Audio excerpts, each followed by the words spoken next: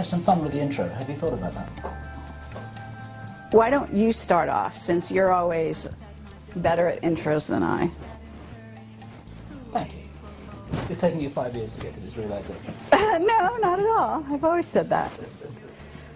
Okay. And this It's is our taken first... you 5 years to listen well enough to be able to actually hear me when I talk. It's taken me 5 years to get to the point when I learn enough to be able to say that. Right?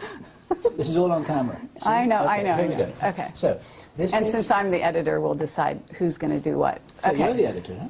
Bob, you're on. Finally. So today is Friday the 25th of February.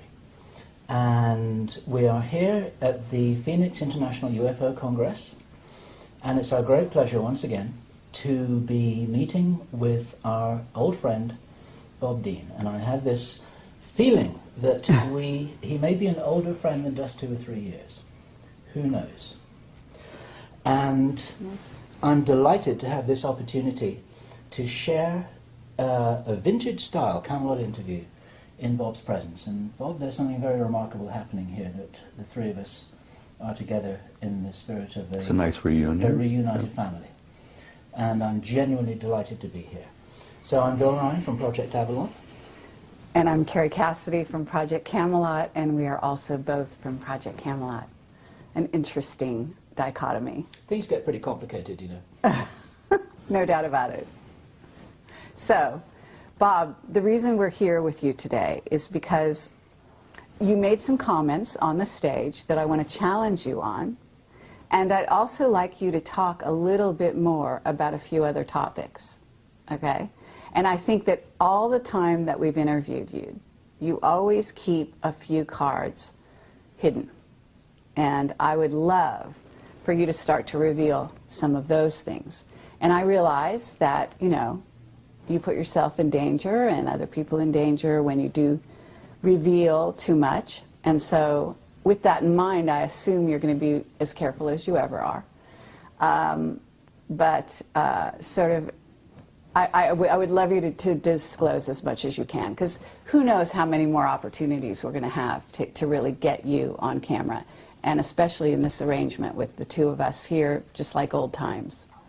Well, you know, I have this feeling sometimes that Bob's going to outlive us both, actually. I know, he looks fabulous, so this, you know, it should be against the law to look so wonderful. At, what, 82? Are you 80? I'll be 82 next week. Lovely. All right. 2nd of March. Fabulous. Happy birthday, Bob. And as I said in my speech yesterday, every time I get out of bed, I'm in a state of shock that I'm still here. But I am still here because apparently I've not completed what I came to do. Apparently not. Well, you're needed. That's for sure. What do you feel you are here to do, Bob? Something which I said to you just the other day is that the information that you share isn't as important as the inspiration that you provide. And I wondered what you felt your job really was. It took me a long time to reach the conclusion of why I really was here. I don't think there's a person on the planet that doesn't at some point in their lives ask themselves, who the hell am I? Why am I here? What's the purpose of life? What's it all about? Alfie, as the saying goes. It took me a long time to come to terms with why I was here. I shared with you some time back about the fact that I'd had a number of past life hypnotic regressions. And that opened a can of worms for me. But it also indicated to some degree why I really had come this time. Because like everyone else, I've been here many times. And as both of you know, I'm sure that the human spirit is infinite, immortal. We incarnate here, we come and go to school. We learn a few lessons, contribute in a small way, in each in our every way. But not many people ever take the time to really sit down and look deeply into themselves. As Yogananda said, self-realization, knowing who and what is living inside this shell that we call a human body. And like most humans, I went through a big chunk of my life, as I said, 3 different careers. And only in the last 10 to 15 years have I really begun to deeply look into myself and come to terms with myself. And as the Hindus say, the self is the immortal being that lives temporarily in this shell. And I had some interesting conversations with myself. Hey, see here, self, who the hell are you? Who am I? Why am I here? And self replied, you are an immortal being and you came to do a job. Now, damn it, well, get on with it. Do what you came to do. And only in this third career, as it were, where I've been traveling the world speaking publicly at major conferences, Barcelona, Madrid, Mexico City, Atlanta, everywhere. The response that I've been getting from people at those conferences, the response I got from people after giving you guys, what, 3 previous interviews, has literally been overwhelming. Shocked me, really did shock me. And it finally dawned on me that when people come up, give me hugs and kisses, touch me, and tell me that the things that I have said meant so much to them, that apparently my words had triggered something within them that brought something out from inside of themselves. Did it really begin at that point where I began to grasp what my mission had been here? And it's simply this. You know, I'm not a great scholar, I'm not a great philosopher, I'm not a great much of anything. But when I speak to people publicly, here, there, and everywhere, apparently I touch a nerve somehow. And it's almost electric. It's kind of mysterious. And they come up and grab me and hold on to me and tell me what I had to say meant so much to them. And I say to them, I'm not telling you anything that you don't know. I've never told anybody anything that you don't know within yourself. I touch them. Remember the old Hindu story where the holy man, the guru, goes up and knocks a person in right between the eyes, and then all of a sudden they wake up? Well, I found that apparently I've been doing a little bit of that. Because I've been reminding people who they are, what they are. And I remind them that you're not just the human body that you see in the mirror. You're an immortal being. You've lived forever. God knows how many eons of time we've been at this. And you're going to continue to live forever. That you are an infinite soul, a spark of divinity. And saying that to people apparently triggers something in them, where they really begin to look into themselves. And as I say, I've not told you anything that you didn't already know. And as my old friend from Galilee said, you know, the kingdom of God is within you. And that does cause a bit of a spark of recognition in people. Well, Bob, with that in mind, when you were on stage yesterday, you said that people out there, and you didn't mean the audience you were talking to, but you said they couldn't handle the truth. The masses. Yes. And I actually want to take issue with that, because well, we've taken issue with that before. Yes. You are convinced that everybody's ready. No, it's not so much that they're ready. It's that they have can a deal right with it. to know. Well, having the right to know. And judging for them is just what the Illuminati have always done. They have decided what we're allowed to know and what we're not allowed to know. And it's not up to them. It's not up to you, and it's not up to anyone else to determine who is ready to know and who isn't. It's up to them to know. I'm not determining for anybody who's ready.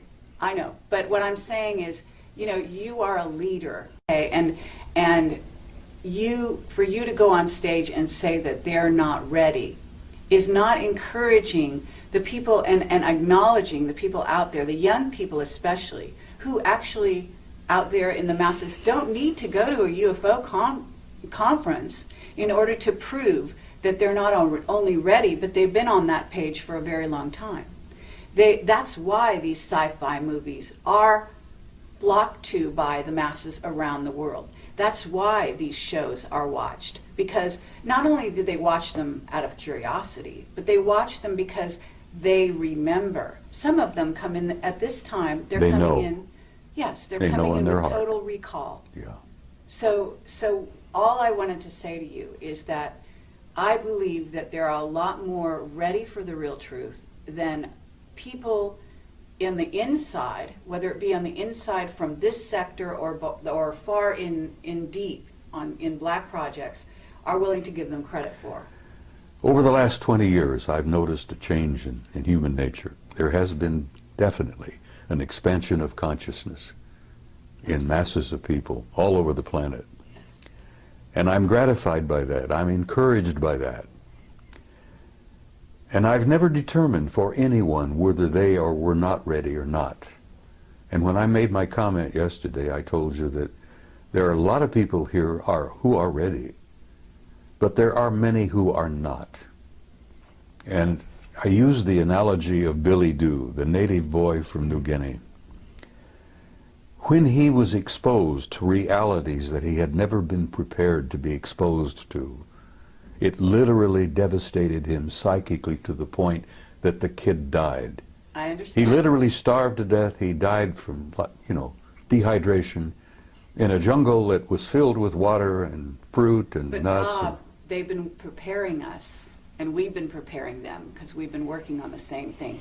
Disclosure has been happening non-stop now for almost 20 Disclosure has years. been underway, and it's working. Yes, And this is part of it. exactly. But it's a So very slow process. it may or may not be. In other words, it might have been slow for you, and you were one of the fast ones back then, because you got access to things that other people to this day don't know about. If you heard my remarks yesterday, I damn near died.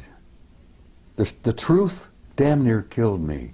I was not prepared for it. I understand. And but I've seen we're a in lot of the different world, time. and I'm looking at the world from 82 years, and you're just a chicken. You're looking at the world, what? I won't even get I into know. it.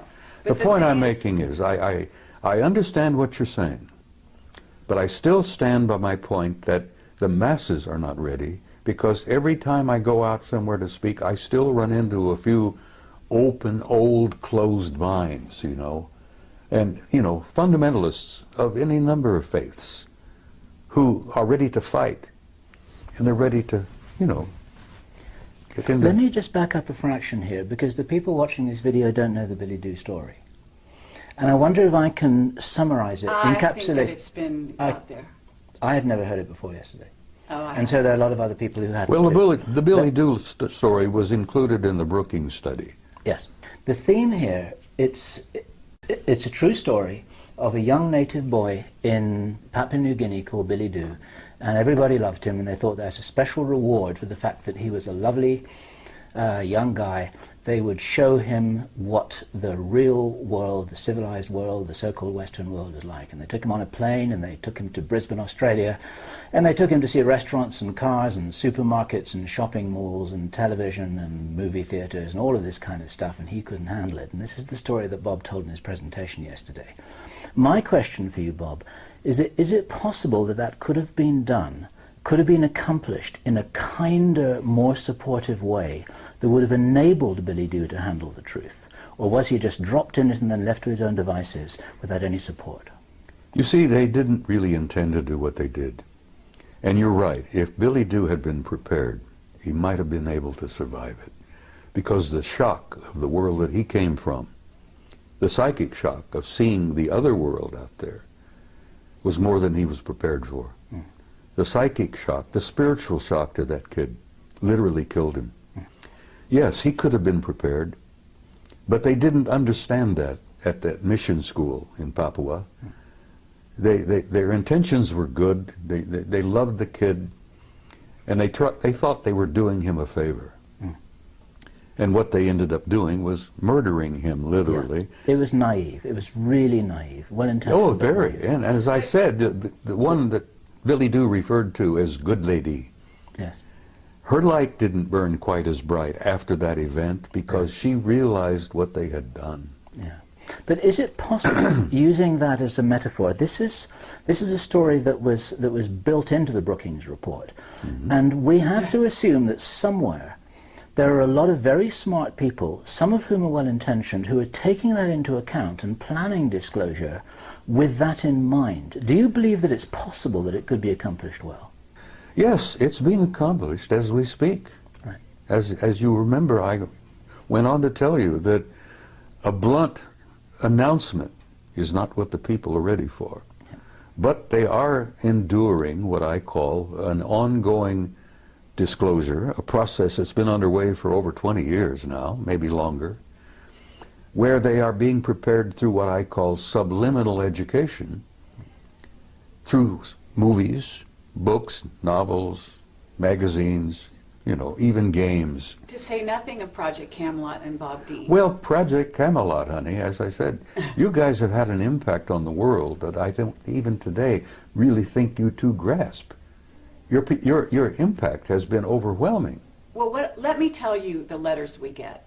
We get letters, we get people coming up to us saying we changed their lives. Exactly. Saying they started from zero and that we opened this for them and they basically are growing in leaps and bounds and they come to us and thank us. Okay, this is the keynote, is that they thank us for that.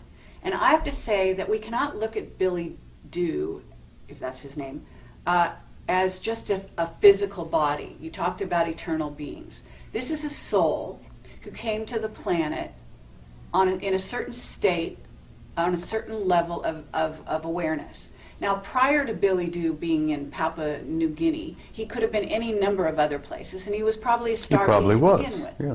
And there's also the aspect that this kind of thing could have been targeted to maybe the person that was least prepared in that group of people that he was among to handle these kinds of things. You see, I think Margaret Mead, who I believe was the one who delivered the story of Billy Dew. Who was an Illuminati, yes. Yeah, she was an incredibly bright lady, and she had had years and years of experience working with primitive societies. And I think she was the one responsible for getting that into the study. Yes. And yes, Billy Dew could have been prepared. And can we hear about the people that this changed in a brilliant and wonderful way, whose lives were saved because of it? Because I had a young woman come to me just about a half hour ago, and she's from Puerto Rico. And she said, I have a child, and he is a crystal child, and you saved my child's life. That's what she said. Well, I'm not surprised. And she said, because you interviewed, in this case, it was Jessica Schaub. Regardless of what you think about Jessica's information, and she was young and inexperienced at the time I interviewed her, but there are children out there who saw the mirror of themselves in her, in her awareness and her willingness to embrace this cosmos of which we are a part. And so what I would submit to you is, here we are in 2011, that human consciousness is almost like an animal that's growing as a unity in leaps and bounds, okay, at this time. And you know that we have incredible energies coming into the earth facilitating this growth at this time, unlike any other time in history. And there are many scientists, people like Paul Laviolette, who can substantiate that scientifically for the people that are listening. But the point is that we can't go back to the Brookings report because it's no longer applicable. Well, if it ever was. It is still national policy, Yes, whether you like it or but not. those are incredibly conservative old men who actually need to be booted out of office. And they're Whether not you think running they should be anything. booted, I agree with you that there are hundreds of thousands of them who should be booted out of office. I've known hundreds of them in my own time. Now, Carrie, I don't disagree with you on what you're saying. That's all. Well, the only disagreement we may have is the timing. Absolutely. Have you noticed the people taking their revolution into their own hands lately? Of course. Okay, these people That's part are of an not expansion. just ready. That's part to of an change the expansion of world. mass consciousness. Exactly. That was inevitable. Absolutely. And some of the philosophers have been predicting that for years and years. And let me tell you something else. You ain't seen nothing yet. And I believe you. Just hold on. I believe you. The next 10 years. I hope the hell I'm not here. I want to go home, really. I'm tired. But the next 10 years are going to confront you with things you wouldn't have dreamed before. Absolutely. Now, Rich Dolan just did a wonderful speech. He did. He always does. Yes, he does. And he talked about the fact that there is a almost separate society out there. There is. You could even call them a rogue, secret military group who has created a whole society that is based on technology that is not in the public domain, that is based on concepts, robotics, nanotechnology, genetic manipulation. Absolutely, and they have money galore that they've basically stolen, secreted, taken from drug money, and supported these black projects that we at Project Camelot have been pursuing and interviewing people about. Projects the American people have been financing for years. Absolutely. Without even knowing it. So the point I'm trying to make here is that if you look at the earth and you look at humanity, we have two groups. We have a rogue group that is living, maybe we even had a witness that said 10,000 years ahead of this group. So you've got the masses of humanity here, and you've got this rogue group that's flying interluminally. Is that superluminal? Superluminally, right? Right. Outside our hyperluminal, whatever you wish to call it. Solar system, etc. They've got bases on Mars and the Moon. You're talking about craft outside the rings of Saturn, which in your presentation, which is fascinating, and I'd love you to address some of that. But the fact of the matter is that we have two groups, and they're hugely divided. Mm-hmm. And that division is to the detriment, very, very seriously, of the masses. Of course. And so it's bridging the gap that we're all about as a world at this time, in my view. Okay, that's what revealing the secrecy is. It's all about taking that river of division and bringing those two sides together. And you're one of the main people at the forefront, the avant-garde, along with Camelot and many other people that we know and respect, to bring those two groups together, to fill in and to reveal that place in between. She makes a good argument, doesn't she? Do you believe that there are enough white hats behind the black curtain to really be able to make a difference now that couldn't have been made 10 years ago? Yes. Right, that's an important thing to say. Some of those will be watching this video because they want to know what you're saying. They want to know what we're saying. What would you say to them? Because you can talk to them personally right now. Listen, I've met some of them, and they have told me that they support entirely what I've been doing. And I shared this with you before, that at one point, some years back, certain individuals, the black hats, put out a contract on me because I had gone from being a nuisance to being a threat. And they literally thought they could eliminate me. But fortunately, I must have had good friends in high places, and at that time I didn't realize what high places my good friends were in, you know. And the word went out to leave me the hell alone. And here I am, at 82, still alive and ornery and kicking. God, I'm getting tired of being here, but the point I'm making is even the white hats and even the black hats have made some progress along the way.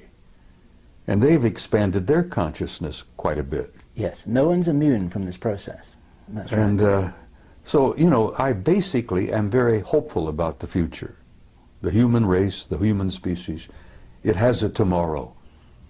And I feel that's important to share with people. You know, women with young kids. Will my little child grow up? What kind of a world will my kid grow up in? And I try to reassure them that your kid has a future and that tomorrow is going to be much brighter than yesterday. Mm. And some of the white hats and some of the black hats all understand this thing, which is why I'm allowed to continue to focus and travel and do this and that. And I actually have been given encouragement from some of the powers that be. I've been encouraged by some of the guys with all the money. Okay, well, with that in mind, Bob, now that you're all warmed up, what is it you haven't told us? Oh, my God. Can't you keep her under control? Nope, no chance. Carrie, A year ago at Laughlin, I gave you an interview where I thought I would shock the hell out of you.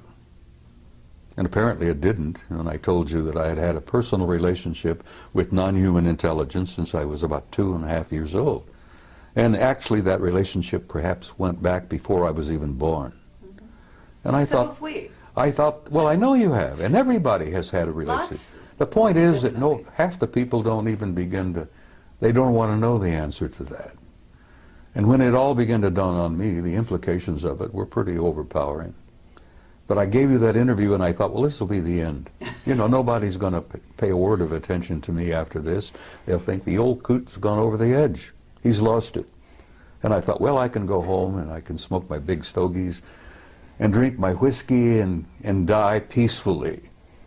Well, it worked out just the opposite. I'm more in demand now than I've ever dreamed of being. Yesterday I accepted an invitation to speak at a MUFON conference in Philadelphia in October.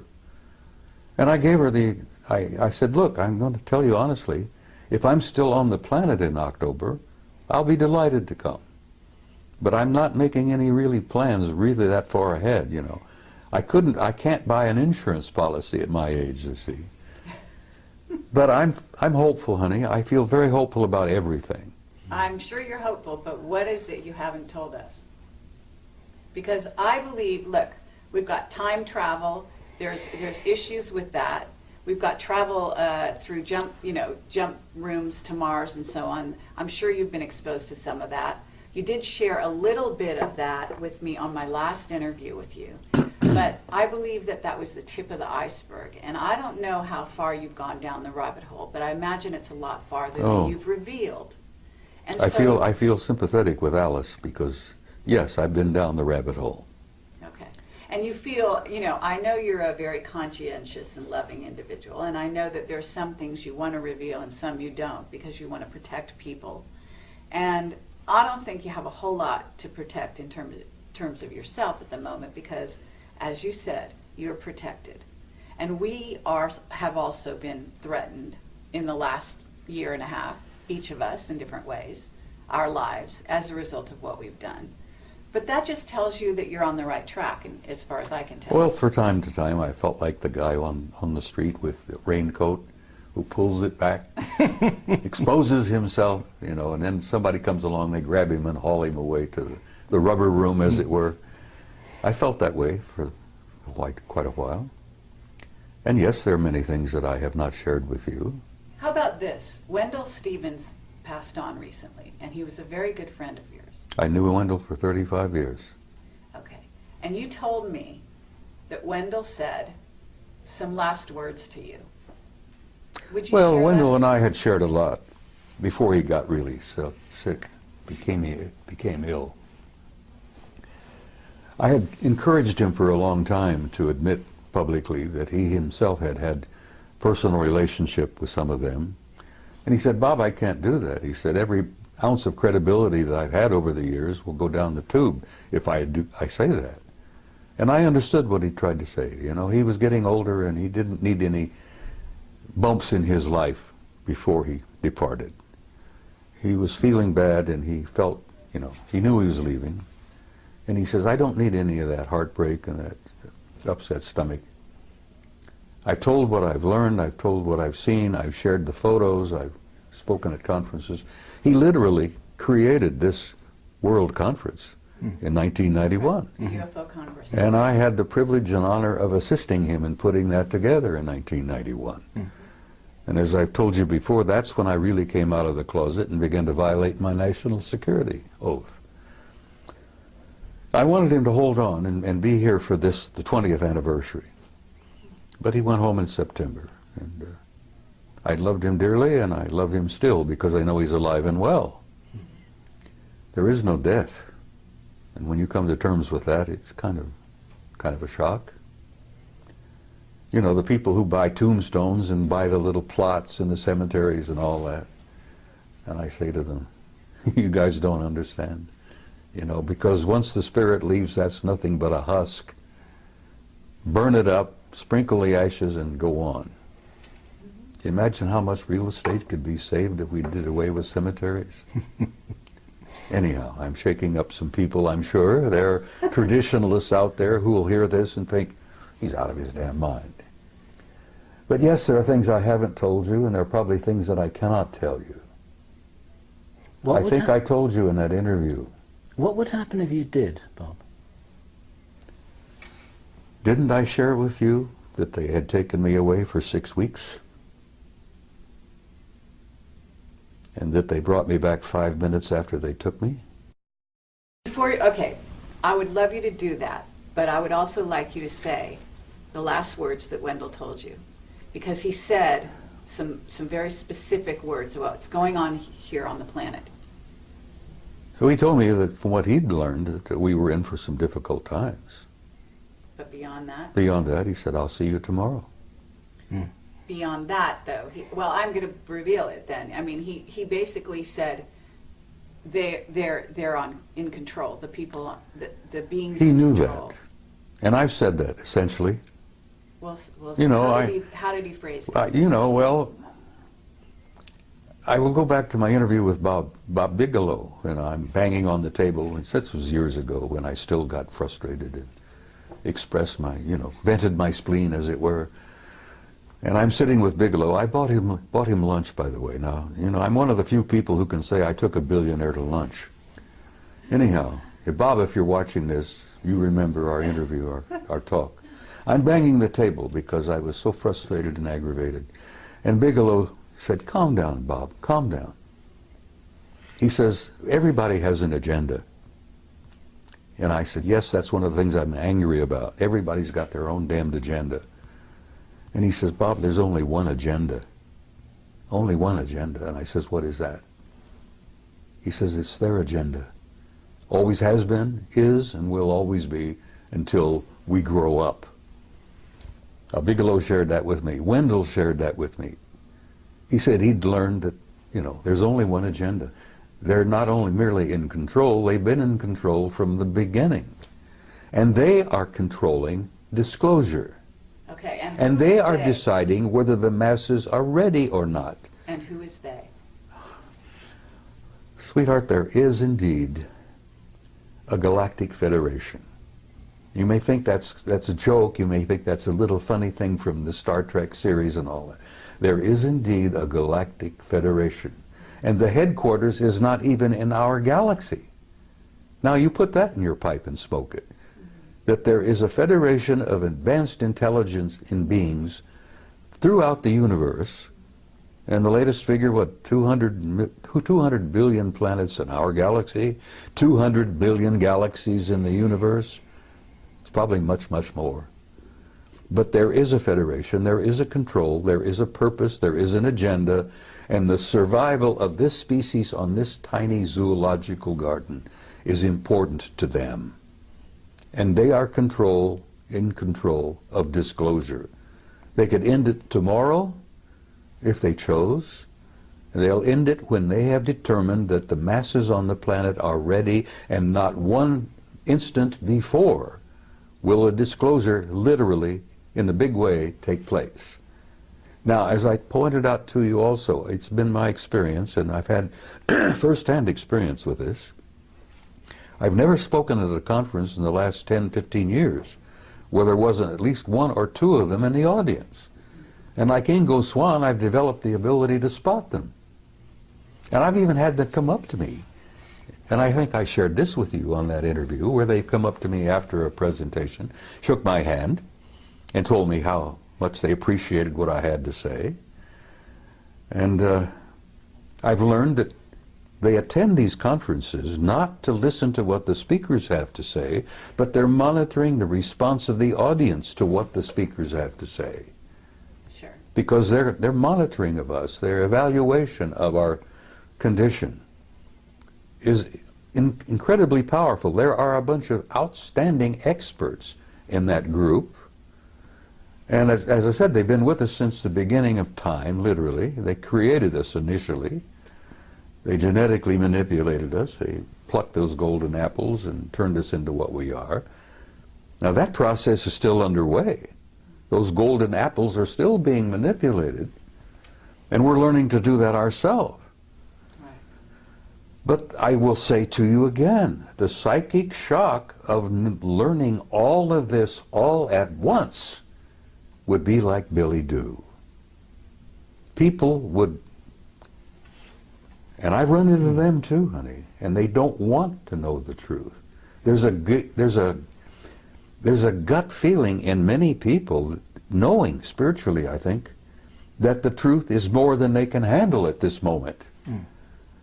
You see, what I heard Bob saying yesterday, he didn't say that, listen, the movement towards disclosure is something that is ill-considered and unwise and people have got to be kept in the dark forever.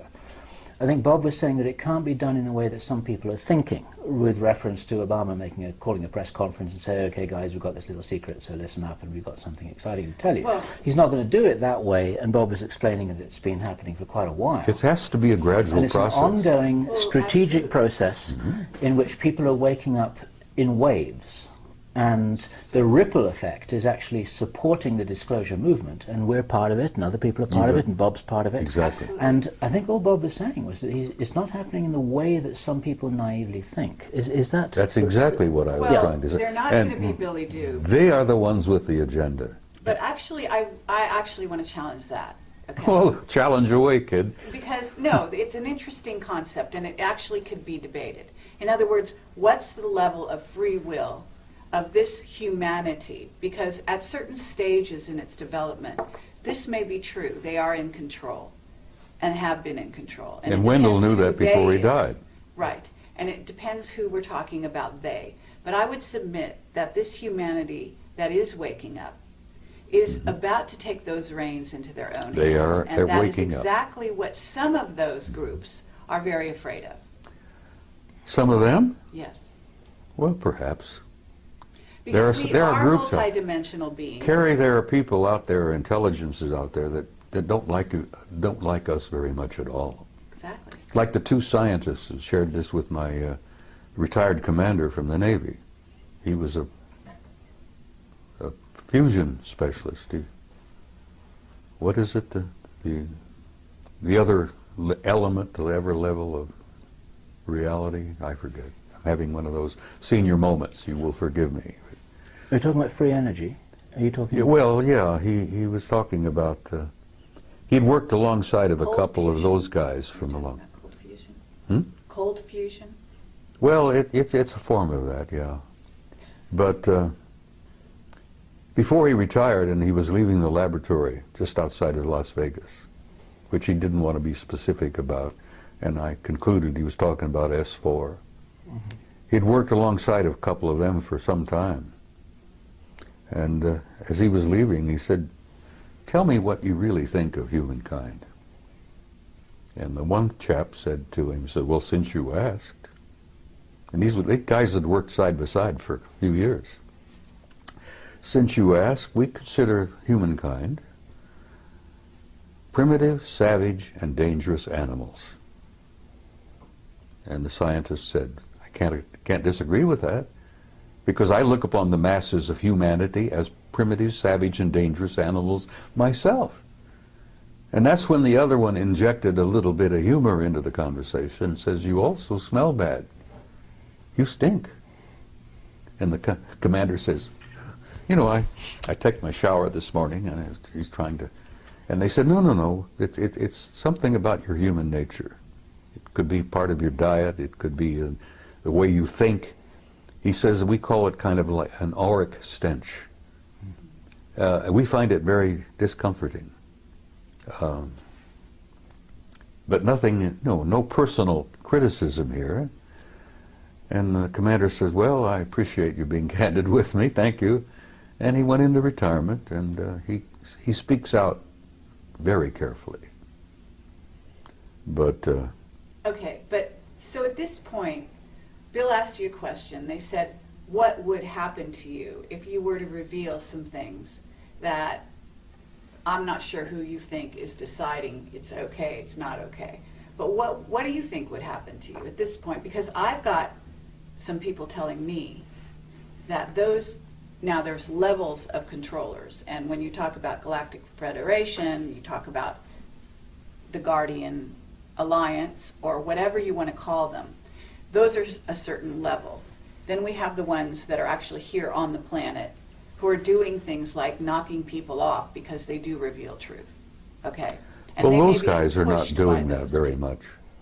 Most of knocking people off are some of our black shadow government Exactly. people. So I'm asking you, if right here and now you know what you can say and you know the limits of that, I'm sure. By now. I can say almost anything now Okay, great. because I don't worry about it anymore. And frankly, I don't care what our shadow government thinks about it. I know this, that I've gotten some good friends in high places, not merely up there, but back in Langley and a few other places. You know. Absolutely. I became a nuisance, then I became a threat, and then I ended up, I'm an asset. An asset, exactly. Yeah. Exactly. You So are I've been an asset. encouraged, my health, you know, I'm still being looked after, I'm still being invited, and I joked with, I think you maybe, about, I don't travel anymore, cabin class. I had a bad experience coming back from Barcelona. And, you know, I'm not a snob, but I'm sitting in this big jet in the middle section. And bless her heart, there was an enormously overweight lady on my right who kept falling out of the seat. There was a squalling brat on my left. And here I am. I can't stand in line to wait to pee anymore, you see, because of my age and a couple of little infirmities that I have. And I said, look, I'm not going to travel cabin class anymore. Guys, if you can't buy me a business class ticket, I'm not coming. Well, good God, I thought that would be the end of that. No more trips. I was shocked. Oh, yeah. They're buying business class tickets for me all the time. The guys in Madrid bought me one, you That's know. right. Absolutely. And the guys in Pennsylvania, which I will, if I'm still here, will be speaking out in October, bought me a business class ticket. And well, they should. So six days you disappeared. You came back 5 minutes No, later. I was gone 6 weeks. 6 weeks. Okay. So tell And they us. brought me back 5 minutes after they took me. Now, there are people out there who are watching this who think that I'm totally insane. And I don't care. Because I went through that period also, you know. I've shared with you, I went through 3 stages. I began to think I'm losing my mind. That was stage 1. Stage 2 was I became convinced I had lost my mind. Now I'm in stage 3. I'm sane, and the rest of the world is nuts. And whether you guys like it or not, that's where I am today, and I'm comfortable there. In support of you, Bob, there's a guy called Michael Ralph who published a book called The Mars Records. Have you heard his story? I've heard the ring a bell? name, I think, but Okay. I'm not familiar with it. In a nutshell, Michael Ralph, who worked, I believe, for the US Navy, recovered memories that showed that back in the 1970s, he had been taken to Mars on a tour of duty that lasted over 20 years. And when that tour of duty was completed, then he too was returned back to his original timeline the moment after he left it. Doesn't surprise me a with bit. his memory wiped. Now, you can't get mainstream establishment scientists to listen to that without saying poppycock, balderdash, can't be. It's like Stanton Friedman says, they say it can't be, so it isn't. But we're not trying to talk to the mainstream scientists here. We're probably They're the worst. we're probably talking to the 12-year-old kids who say, yeah, that sounds pretty cool and it sounds real to me. Well, your 12-year-old kids are more broad-minded than some of our establishment scientists. And they will be establishment scientists later. Well, someday. And well, that's because they haven't been through our educational system. That's right. They've been Their minds have not been stunted. been programmed Yeah. for a number of years. It's been very clear to us for quite a while that we're primarily talking to the future establishment. Of course you are. Not the present establishment. We're You're talking to people of tomorrow. We're talking to the kids.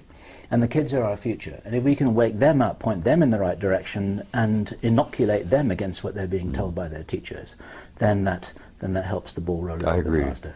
Okay, so but tell us about your experience disappearing for 6 6 months? weeks? Weeks. 6 weeks. It shocked the hell out of me. Where'd you go? I don't know. I don't know whether I was on their home planet or whether they'd taken me through a doorway, a portal, into another dimension. Okay. I heard the name Milena mentioned as to where we were. Now, this interview where I say that I was with them for 6 weeks. They brought me back 5 minutes after they took me. But I remembered 6 weeks. Are we on camera? We're on camera. All right, well, look, people said, what did you eat? And I said, I asked for bacon and eggs. I had steaks, I had pork chops, just about anything I wanted, I got. I went to the bathroom, you know, my physical functions continued for 6 weeks. I literally lived 6 weeks with them. And you asked me where, and I can't tell you where.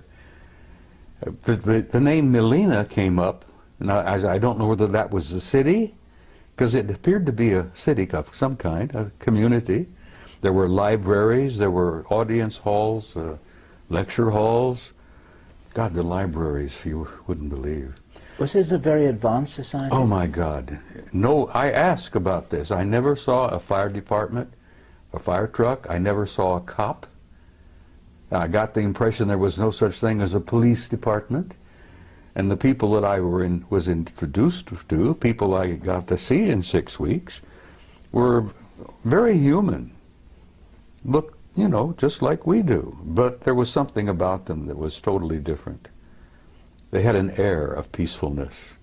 They had an air of incredible knowledge. What did you do during that time? Why did they take you? Asked questions and was shown things. As I said, the things that impressed me the most were the libraries, the records. You would call them akashic records, I guess. Mm. I was told that in this one facility that every event in the history of the universe was there to be retrieved at will, if you wish. You could bring down, download literally, ancient Greece, the pyramids, the ancient Sumer, the first Anunnaki visit to planet Earth 200,000 years ago. It was all there. The life of every human that had ever lived on this planet was all there in that library. Now, can you imagine the computer technology that would allow that where you can retrieve it at a poke of a button, and there it is. You get a wide screen, and you can literally almost relive it. The history of the human race was there. So you had the experience that Billy Doo had? I was shocked. Bill, I damn near died. It was not what they were sharing with me and what they were showing me. It was the shock of coming back. Now, it's very close to when people have a near-death experience and they go over and they look around and they see the reality that they're literally a part of, that they were part of before they incarnated here. They'll be a part of it when they depart from here. But when you see that, I don't think, most of the people I've talked to who've experimented with near-death experiences, very few people want to come back. Mm. Some people have begged to stay there. Yep. Now, the shock is coming back and comparing what I had seen with what I've got here. Yep. Now, I've got a body that's beginning to fall apart on me. It's not a lot of fun. It's painful. I look around and I see the heartbreak, you know. Not only do I see the war, I have the grandson who's dying from wounds he received in Iraq. I'm growing older. I'm losing all my old friends. They're going home. Wendell was happy to leave. I won't say that tomorrow night in the ceremony involving him, but he was ready. He told me a year ago, Bob, I'm tired. I want to go home. And he knew where home was. But the shock, the psychic shock that I have experienced, and I told you on that, I spoke yesterday, why I use the story of Billy Doo, because literally it happened to me. The psychic shock of seeing what I saw and being exposed to what I had been exposed to and coming back here. It damn near devastated me. You're saying recently it devastated you, or are you talking about your original exposure? The whole thing, honey, has devastated me. I've been through 3 It's wars. also enlightened you. You know, it's Oh also yeah, made I you think a that was the little purpose of wiser. taking me. Yes. Yeah, they shook me up, physically and spiritually. There's a book called Don't Fear to Kill a Dead Man. That's the title. Don't what? Never fear to kill a dead man.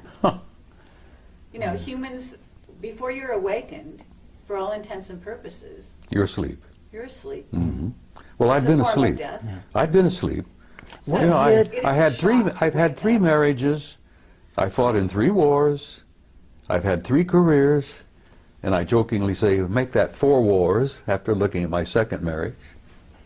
Anyhow, the What shock year of did- coming back and What year was this, Bob? What year did it happen? Oh in your God, life? it was somewhere around. I came out of the. I started speaking publicly in '91. It must have been in the early 2000s, 2002 or 3, somewhere in there. You mean that's the year when you had this experience you're talking about, where you I was gone for 6 were weeks. gone for 6 Then I find out I was only gone from here for 5 minutes. Now you try to put that in your pipe and smoke it. And when I jokingly told you earlier that, you know, I went through these stages where I thought I was losing my mind, and I convinced myself I had lost my mind. And now I'm at stage 3 where the rest of the world is nuts and I'm the only sane person there is, other than you nice people here, you see. Thank you. Yes. Yeah, but that is somewhere in the No, I think that we're all in 2003 or that place. 2004. You know. at No, some we're not point. all in that place. Yes, 90% of the world is still in dreamland. I mean people like us, people that have been through experiences like this. We do tend to look at the rest of the world as if they're crazy, because they appear crazy. Well, look at the wars. War is insane. A sane person would never, never go to war. Exactly. Well, the 6 weeks I spent with them, and of course, I see them regularly. I really am. They take me aboard ship. I've been on board their ships many, many times. You know, I get an evaluation. I think I get a kind of a healing. Okay, do you want to describe the beings you're talking about? Well, aside from the medical guys that look me over and work on me on the ships, which are extremely tall and very thin, they're well over 6 feet. 6'5", maybe 7 feet. Very thin, very trim. They're not emaciated. I mean, they look very healthy. But aside from that, you know, they look human. I've never gotten used to the way they look at you. That really is disturbing. And if you ever encounter one, and you may have, very likely you have, the way they look at you is disconcerting, because they have a way of looking at you deeply into your eyes, and they lock onto your eyes, and they don't break away. Now, we humans don't do this, because we humans have a tradition where we look into each other's eyes, and after a moment or two, it becomes somewhat threatening. Yeah. You see? So we human tradition is, don't look into someone's eyes because you're a threat. Yeah. Well, they look into your eyes, and they look through Or you. unless you're in love with them. They look literally like they're reading you. And I found out that that's exactly what they're doing. Sure. And every time I've face to face with one and they look into my eyes, I find it kind of an awkward situation. And they don't look away. And you know that they're looking right through you and reading every damn thought you've got. Now that's disconcerting. But I assume that when they do that, it's in a non-judgmental way. Oh, they don't judge you. They don't have to judge you. Good God. If there's any judgment involved, we judge ourselves. Yeah. That's the other part of it that is so shocking. When you learn to see yourself, not only as others see you, but as they understand and see you, that's one of the things that happens in the death experience. The judgment is there, but God is not judging you.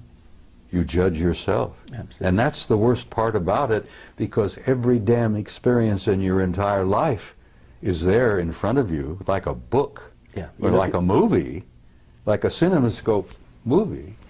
And you look at yourself, and then you're the worst judge of all when you look at yourself and say, oh my God, Because in the death experience, and I've been through that hundreds of times, you feel the emotions of every person you've ever been involved with in all of your lives. Every hurt that you've ever given someone else, every insult that you've ever given anyone else. You judge it, you see it, you feel it, you literally feel it, you relive it. Well, visiting with them is almost like a near-death experience. But the psychic shock is coming back and comparing what I saw with them and what I have to see here every day. Little kids on the street that are hungry, people waging war, the people being gunned down in Tripoli by Gaddafi. And I've learned over the years to look around and pay attention. I don't miss very much. I've trained myself. And when you see that and you feel it, and it breaks your heart to see that and to feel that. And then you understand, I think, why I want to go home and where I'm tired. I really am. But I'm going to hang around a little longer because I have been told to. And you're a guiding light to many people. I had one of the best compliments I've ever received yesterday. A young man came up to me and he says, "You know, you're a bridge builder." And I says, that was the origin of the old word pontiff. You know, with the Pope? Yes. The pontiff, a bridge builder. Sure. People don't know that. Many people, even most Catholics don't know that pontiff means builder of bridge, builder of bridges. And that was a compliment, and I gave him a hug and I thanked him for that. Because that told me that, yeah, maybe I've been accomplishing a few things. Maybe you've done more than you think. Well, if you say so, but I'm holding on to enough ego to live. Because you can't survive on this planet without a little bit of ego. But I don't think I have any vanity left. Well, for every person who comes up to you in person to give you a compliment, there are 1,000 or 10,000 who don't, and who feel the same thing and they never communicate to you. This is what we've discovered. Thanks to you two guys. As I said, you turned me into a damn celebrity and I didn't want to be. All we did was take a camera and point it at you. And the rest is history, as they say. Some of the vegetarians who are watching this, perhaps, will say, shame on him. Bacon and eggs, ham, pork chops, and all that. It's been my life, for God's sake, you know. Well, they fed me bacon and eggs, ham, pork chops, steak, anything I wanted. And people have said, when I've shared this with a few, were you perhaps eating vegetarian and didn't know it? Maybe they made you think you were eating steak? And I said, well, maybe they did, but it sure as hell tasted good. Tasted like a good T-bone to me. And the bacon and eggs were superb. Well, what did they eat? Well, I'll be frank with you, I don't know. I never watched them eat. They never ate in front of me. But they sure as hell looked healthy. So not any of them had missed many meals. Did this experience only happen once, Bob? That experience, being gone 6 weeks and taken there wherever I was, as I told you, I didn't know whether I was in a city, on another planet, or wherever. Maybe I didn't slip through a portal into another dimension. Okay, Bob. That happened once. But I've been aboard their ships many times, and I've met many of them face to face, almost regularly. Now, I get into an altered state in the middle of the night. I've been doing a lot of remote viewing. And I can put myself in an altered state, like Ingo Swann, Joe McMoneagle. And I go out. But sometimes, when I'm in that altered state, they come in. And I've chided them for this, and other people who've had this experience will agree and understand what I'm saying. I've chided them with this.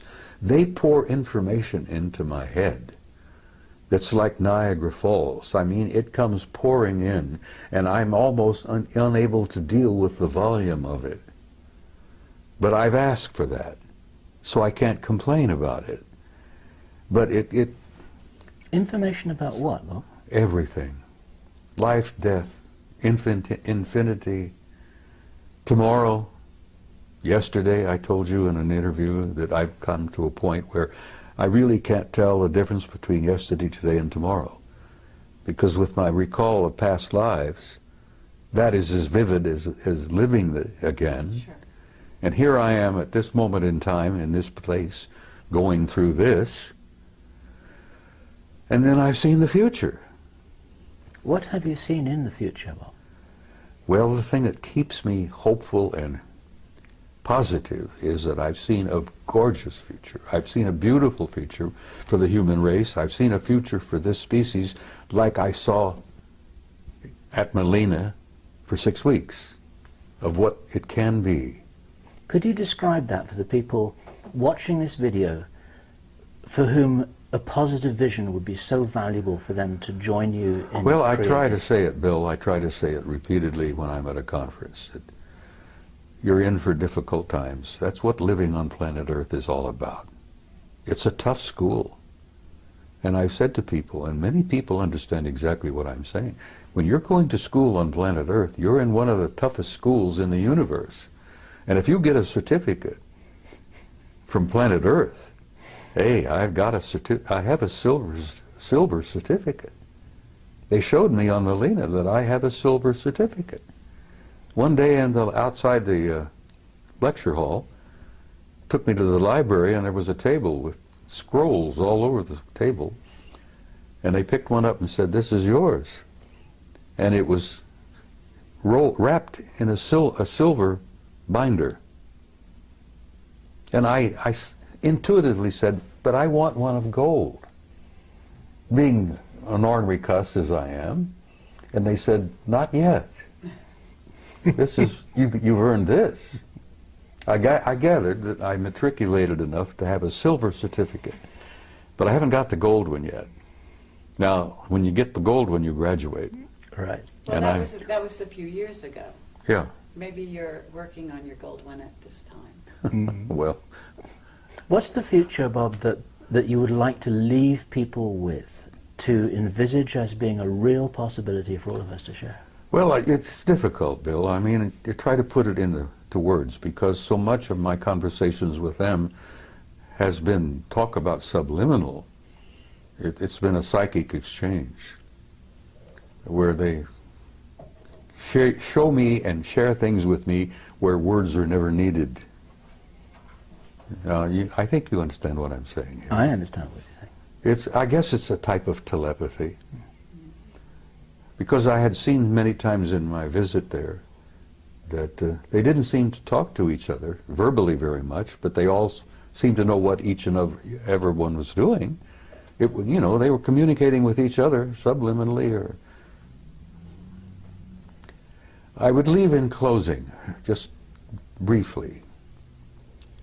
There is no death. People should not fear death. Now, there are a lot of not very nice ways to die, but there is no end. There's no death. Everyone is a spark of pure divinity, and there is a God. And that is something that I need to stress again and again and again, because I've been asked, am I an atheist? Do I believe in God? And I say, no, I don't believe in God. I know, because I've experienced that. So I would tell people who are troubled, worried, that the next few years are going to be awkward and difficult, but that's what living on Earth is about.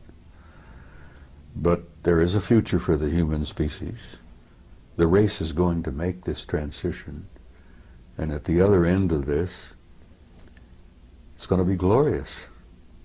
And I tell mothers, I said, your kids or grandkids, the future will be theirs. And then like I said in Barcelona, which the Spaniards seem to appreciate, your children and grandchildren are going to the stars. And they seem to like to hear that. But it's true. And we are, as a species, as a race, going to go out there and take our rightful place with these other incredible cultures and civilizations. And having seen the future, I'm hopeful. And you know, I have this good friend from Galilee 2,000 years ago, who was and still is my best friend, who tried to make that point again and again and again. And those of us who were with him at that time were a bunch of nitwits, and we didn't begin to grasp what he was trying to tell us. But he really essentially was telling us what I've just told you. The human race is not a mistake, it's not an accident, and there is a purpose and there is a meaning in life, and there is a future. And don't be afraid. And that's about all I can say. For me, Bob, that's a fabulous message to end with, and thank you. Thank you for that. Thank you, Bob. Do we have anything else? We have nothing else. We have to nothing add else. To that. Oh, I know you do. You have Lovely questions you statement. haven't asked yet. Well, we're gonna let you go at this point, unless you have something that you haven't said after all this. There's a hell of a lot I haven't said. Well, But, you know, as I this, jokingly told but you I one give you time. a lot of rain, Well, believe it or not, even though I I've jokingly seen like told you one time, and I'm serious. If you get me a good Jack Daniels, I might go on for 2 hours and tell you things that would curl your hair. well, Being a gentle lady as you are, I could share things with you that you wouldn't believe. well, I'd like you to try. Let me tell you something else that Yeshua said. He said, there are things I could tell you that you could not bear. But he was talking about life on this planet. Sure. And as he was getting ready to leave, he said, the prince of this world comes. He has no dominion over me, but I will send a comforter to you until I see you again. And I often wondered about who the prince of this world was, who didn't have any dominion over him. Right. And I have learned since that every planet has a kind of a caretaker, an authority.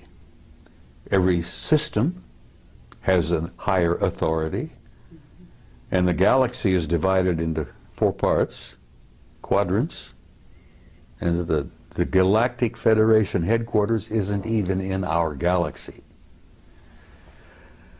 Now that's pretty hard stuff to walk away with, you know. You say that to people and they go, you know, well, good. It's something to take home with them and think about that night instead of watching TV. Okay, but got to understand that if you're doing any of that, you're watching TV, you're watching movies, you've been on the internet, certainly, then there's all kinds of information of that sort out there now. And I know that you don't spend hours on the internet. I avoid it like the plague. So Let me I tell have you- to tell you that that information is not a shock whatsoever. Well, let me tell you something that might shock the hell out of you, and maybe it won't, because you're a pretty bright kid. What if you were to tell the average guy out there that this is a hologram? That's out there. We know that. See? No, It doesn't the bother average you. guy out there. You prepared yes. yourself. What if I told you that what you think you see as a reality is not reality at all, it's an illusion? And then even further, what if I were to infer to you that all of this is part of a program? I know you're familiar with the movie The Matrix. Sure. Okay, well, you're pretty close. Shakespeare tried to make it clear, and I always convinced that that guy was one of them. He was a genius. I'm not even sure the guy we think of as Shakespeare was Shakespeare. There's some indications that it was someone else entirely. That's Yeah, right. but somebody wrote it. Anyhow, I always like the analogy of the play. You're a player in a play. That's right. You come in stage right, you prance about with your toy swords, you make love, you know, you go through all this, you have heartbreaks, misery, feuds, fights. God, all the plays together, bring it together. And then after it's over with, you exit stage left. And the audience out there in the universe calls for author, author, author, you know. Well, I happen to know there is an author, and there is a producer, and there is a director. I haven't met the original author yet, but I know of him. But we're all living a play. Yes, but we're also co-creators of that play. Oh, when you're in the middle of the stage, and you know, you're following the script as it were, but you're, what's the word? Improvising. Improvising, adding your own words. Ad-libbing. Yeah, ad-libbing, yes. You're doing a lot of ad-libbing, and the degree of your ad-lib depends on how many lifetimes you may have lived. But we're in a play, kid. This interview is just a tiny chapter in a much larger play. Is there any other little pieces of information that, you know, because that's where the wider you open the door for people, the more they are able to go through the door and carry on from here. It's like passing a baton. So you can pass the baton anytime. I'm not quite ready yet to pass the baton. All right. But And I'm going to there's tell you steps. that there are things I probably could share with you, which I have not. And I'm going to save one or two of those for maybe another interview. Okay. Fair enough. We're not going anywhere. We're gonna be here for you anytime you ask. Right here, today, tonight, there are people going on that stage. Just before we telling came us. here, you saw in a classic example of, what is it? Obfuscation? Obfuscation. An elderly gentleman, a Terrible. retired military officer, tap dancing all over the damn place. Exactly. Yes. And he didn't fool anybody. No. So that's Least what I'm of all- saying. Right the scales. Throw out some truth. I did. Yes, you did, but you don't. Life is everlasting. Life is infinite. No, not the philosophical. You're an immortal one. being. Well, those are the only things that really interest me anymore. I know. I hear you. I know what you're looking I for. don't You're have looking any for the Jack down and Daniels dirty records, no. stuff about politics, the military-industrial group, the shadow government, the next major catastrophe. Well, I wasn't going to ask you to predict the future. That I wasn't going to do. Well, I already did. The future is Yes. bright, but there's Absolutely. some The bumpy. very long There's a range, bumpy that's road very safe. between now and I hear then. you. All right. Are we done? What I would like to say, Bob, is that this is good enough for me. And let me shake your hand a second time. Thank you. Thank you, sir. Thank I look you. forward to the next one. She's never quite finished, is she? No. She's never quite finished. Well, I love her dearly. I've adopted her, sort And of. so do I. Okay. Well, thank you very much, Bob. Sweetheart, it's my pleasure. You take care, and we'll come and share some Jack Daniels and talk to you off camera. Is it permissible for badger me you to some sip more. Jack Daniels on camera? Sure. Well, okay, we'll do it next time. All right. Watch out, because I'm going to hold you. Closer I get to departure, I might share a couple of things Okay. Well, with you have my number.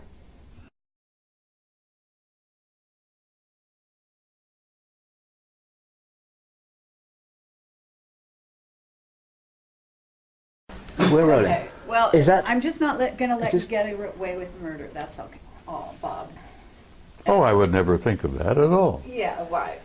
It's I'm a- just that, you know, you're kind of a wily old guy. Go ahead, use the word you were thinking of. Yes, a wily old.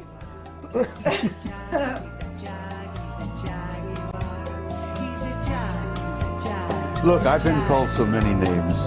People have to get in line to insult me anymore because it doesn't bother me.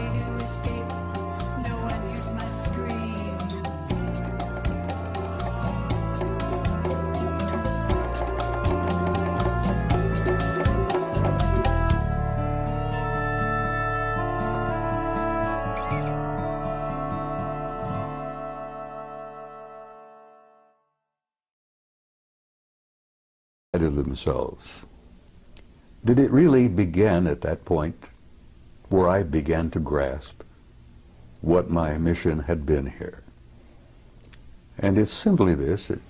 You know, I'm not a great scholar. I'm not a great philosopher. I'm not a great much of anything.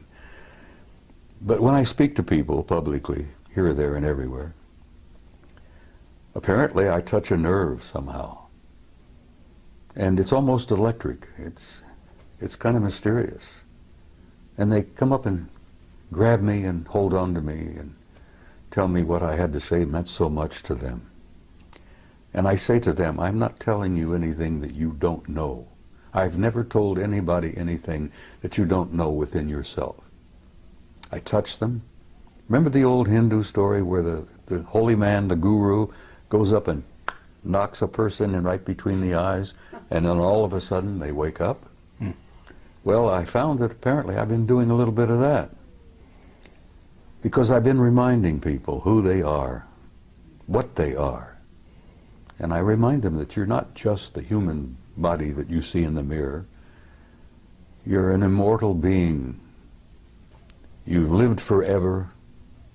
God knows how many eons of time we've been at this. And you're going to continue to live forever. That you are an infinite soul, a spark of divinity.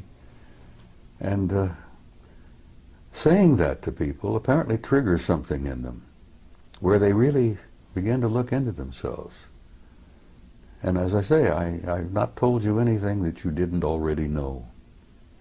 And as my old friend from Galilee said, you know, the kingdom of God is within you. And that does cause a bit of a spark of recognition in people. Well, Bob, with that in mind, when you were on stage yesterday, you said that people out there, and you didn't mean the audience you were talking to, but you said they couldn't handle the truth. The masses. Yes. And I actually want to take issue with that because well, we've I taken don't issue see with it. that before. Yes. You are convinced that everybody's ready. No, it's not some... The reason we're here with you today is because you made some comments on the stage that I want to challenge you on, and I'd also like you to talk a little bit more about a few other topics, okay? And I think that all the time that we've interviewed you, you always keep a few cards hidden. And I would love for you to start to reveal some of those things. And I realize that, you know, you put yourself in danger and other people in danger when you do reveal too much. And so with that in mind, I assume you're going to be as careful as you ever are. Sort of, I would love you to disclose as much as you can, because who knows how many more opportunities we're going to have to really get you on camera, and especially in this arrangement with the two of us here, just like old times. Well, you know, I have this feeling sometimes that Bob's going to outlive us both, actually. I know, he looks fabulous, so this, you know, it should be against the law to look so wonderful. At, what, 82? Are you 80? I'll be 82 next week. Lovely. All right. 2nd of March. Fabulous. Happy birthday, Bob. And as I said in my speech yesterday, every time I get out of bed, I'm in a state of shock that I'm still here. But I am still here because apparently I've not completed what I came to do. Apparently not. Well, you're needed. That's for sure. What do you feel you are here to do, Bob? Something which I said to you just the other day is that the information that you share isn't as important as the inspiration that you provide. And I wondered what you felt your job really was. It took me a long time to reach the conclusion of why I really was here. I don't think there's a person on the planet that doesn't at some point in their lives ask themselves, who the hell am I? Why am I here? What's the purpose of life? What's it all about? Alfie, as the saying goes. It took me a long time to come to terms with why I was here. I shared with you some time back about the fact that I'd had a number of past life hypnotic regressions. And that opened a can of worms for me. But it also indicated... It's not that they're ready. It's that they can deal with it. To know. Well, having the right to know. And judging for them is just what the Illuminati have always done. They have decided what we're allowed to know and what we're not allowed to know. And it's not up to them. It's not up to you, and it's not up to anyone else to determine who is ready to know and who isn't. It's up to them to know. I'm not determining for anybody who's ready. I know, but what I'm saying is, you know, you are a leader, okay? And for you to go on stage and say that they're not ready is not encouraging the people and acknowledging the people out there, the young people especially, who actually out there in the masses don't need to go to a UFO conference in order to prove that they're not only ready, but they've been on that page for a very long time. That's why these sci-fi movies are flocked to by the masses around the world. That's why these shows are watched, because not only do they watch them out of curiosity, but they watch them because they remember. Some of them come in at this time, they're coming in, yes, they're coming in with total recall. Yeah. So all I wanted to say to you is that I believe that there are a lot more ready for the real truth than people in the inside, whether it be on the inside from this sector or far in deep in black projects, are willing to give them credit for. Over the last 20 years, I've noticed a change in human nature. There has been definitely an expansion of consciousness in masses of people all over the planet. And I'm gratified by that. I'm encouraged by that. And I've never determined for anyone whether they were not ready or not. And when I made my comment yesterday, I told you that there are a lot of people here who are ready, but there are many who are not. And I used the analogy of Billy Dew, the native boy from New Guinea.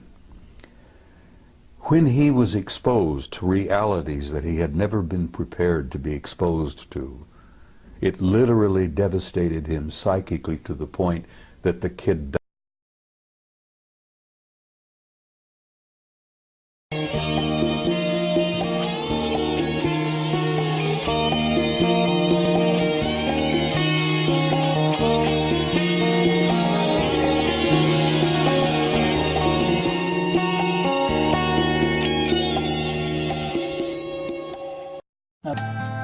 There is a jaguar outside my door, stretched out and purring, waiting for more. Strange shade of stone, deep cat-eye green, no way to escape, no one hears my scream. We're going to have some fun with the intro. Have you thought about that? Why don't you start off, since you're always better at intros than I? Thank you. It's taken you 5 years to get to this realization. No, not at all. I've always said that. Okay. And this It's is our taken first... you 5 years to listen well enough to be able to actually hear me when I It's talk. taken me 5 years to get to the point when I learn enough to be able to say that. Right? This is all on camera. See? I know, Okay, I know. Here we go. Okay. So, this And is... since I'm the editor, we'll decide who's going to do what. So Okay. you're the editor, huh? Bob, you're on. Finally. So today is Friday the 25th of February, and we are here at the Phoenix International UFO Congress, and it's our great pleasure once again to be meeting with our old friend Bob Dean. And I have this feeling that he may be an older friend than just 2 or 3 years. Who knows? And Yes. I'm delighted to have this opportunity to share a vintage-style Camelot interview in Bob's presence. And Bob, there's something very remarkable happening here, that the three of us are together in the spirit of It's a nice reunion. a reunited family. And I'm genuinely delighted to be here. So I'm Bill Ryan from Project Avalon. And I'm Carrie Cassidy from Project Camelot, and we are also both from Project Camelot. An interesting dichotomy. Things get pretty complicated, you know. No doubt about it. So, Bob, To some degree, why I really had come this time. Because like everyone else, I've been here many times. And as both of you know, I'm sure that the human spirit is infinite, immortal. We incarnate here, we come and go to school. We learn a few lessons, contribute in a small way, in each in our every way. But not many people ever take the time to really sit down and look deeply into themselves. As Yogananda said, self-realization, knowing who and what is living inside this shell that we call a human body. And like most humans, I went through a big chunk of my life, as I said, 3 different careers. And only in the last 10 to 15 years have I really begun to deeply look into myself and come to terms with myself. And as the Hindus say, the self is the immortal being that lives temporarily in this shell. And I had some interesting conversations with myself. Hey, see here, self, who the hell are you? Who am I? Why am I here? And self replied, you are an immortal being and you came to do a job. Now, damn it, well, get on with it. Do what you came to do. And only in this third career, as it were, where I've been traveling the world speaking publicly at major conferences, Barcelona, Madrid, Mexico City, Atlanta, everywhere. The response that I've been getting from people at those conferences, the response I got from people after giving you guys, 3 previous interviews, has literally been overwhelming. Shocked me, really did shock me. And it finally dawned on me that when people come up, give me hugs and kisses, touch me, and tell me that the things that I have said meant so much to them, that apparently my words had triggered something within them that brought something out from inside